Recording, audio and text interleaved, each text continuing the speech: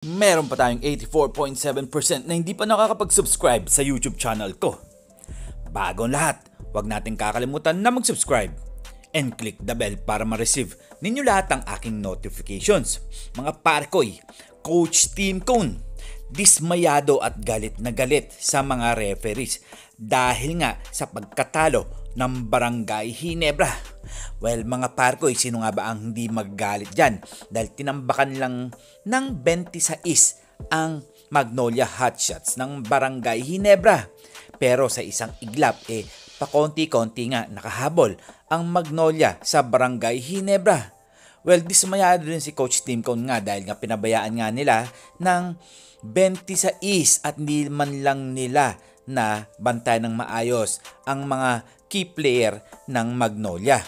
Well, dismayado din si Coach Tim dahil kay Tony Bishop dahil kabaligtaran nga niyan talagang bumaba nga ang kanyang score pagdating sa huli. Dahil hinabol nga sila ng Magnolia Hotshots at hindi na rin siya nakaporma masyado. Ang Barangay Ginebra nga nagpabaya sa laro na yon at syempre di na rin natin masisisi talagang nangyayari yung mga ganyang mga laban.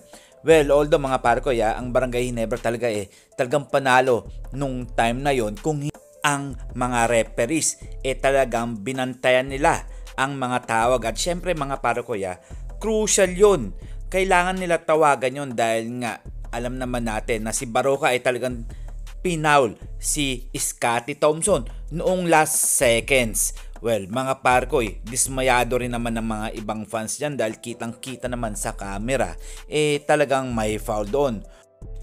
Kaya mga parkoy, hayaan na nga lang natin si Commissioner or Kume kung ano ba dapat gawin sa mga referees na mga nagkamali sa laban ng Barangay Ginebra at Magnolia Hotshots. Well, sana magawan pa nila ng paraan para kahit paano maibsan ng sama ng loob ang mga kalaban ng Barangay Ginebra. O let's say sabihin natin ang Magnolia Hotshots.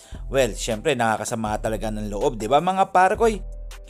Mag-komento lang kayo. At syempre, sasagutin natin yan isa-isa.